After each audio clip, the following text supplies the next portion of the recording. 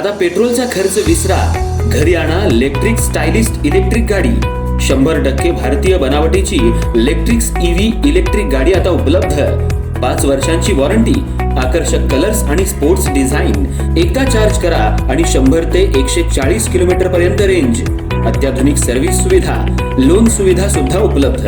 आजच भेट द्या साई मोटर्स, किसान चौक, इचलकरंजी. संपर्क 93 73 27 57 52 किंवा 0230 299 77 66. नो पेट्रोल नो टेन्शन, इलेक्ट्रिकचा स्मार्ट पर्याय.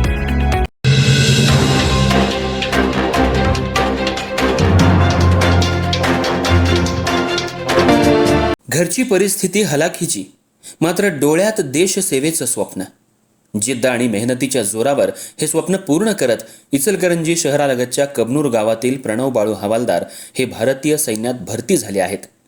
प्रशिक्षण पूर्ण करून गावात परतलेल्या प्रणव यांचं कबनूर इथल्या मानाच्या गणपती मंडळाच्या सदस्यांसह ग्रामस्थांनी मोठ्या उत्साहात जंगी स्वागत केलं.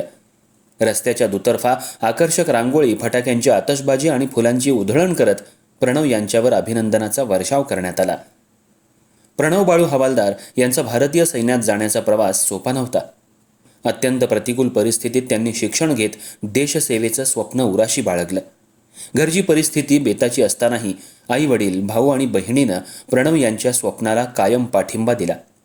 प्रणव यांनी 1ली ते 10वी पर्यंतचं शिक्षण सरकारी शाळेत पूर्ण केलं. त्यानंतर वडगाव इथल्या सैनिक स्कूलमध्ये प्रवेश घेत त्यांनी तब्बल 4 वर्षांचं प्रशिक्षण जिद्दीनं पूर्ण केलं. अभ्यासासोबतच शिस्त, मेहनत आणि देशसेवेची भावना मनात ठेवत त्यांनी भारतीय सैन्यात भरती होण्याचं ध्येय गाठलं. प्रशिक्षण पूर्ण करून प्रणव गावात परतताच कबनूरमधील मानाच्या गणपती मंडळाच्या सदस्यांनी त्यांचं भव्य स्वागत केलं. रस्त्याच्या दुतर्फा रांगोळी काढण्यात आली होती. फटाक्यांची आतषबाजी करत आणि फुलांची उधळण करत प्रणव यांचं स्वागत करण्यात आलं.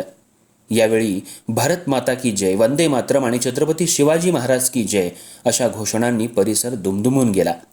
आपल्या गावातील एक तरुण देशाच्या संरक्षणासाठी भारतीय सैन्यात दाखल झाला याचा अभिमान नागरिकांच्या चेहऱ्यावर दिसत होता. प्रणव यांचं स्वागत होत असताना त्यांच्या आईवडिलांच्या डोळ्यात आनंदाश्रू तरळले.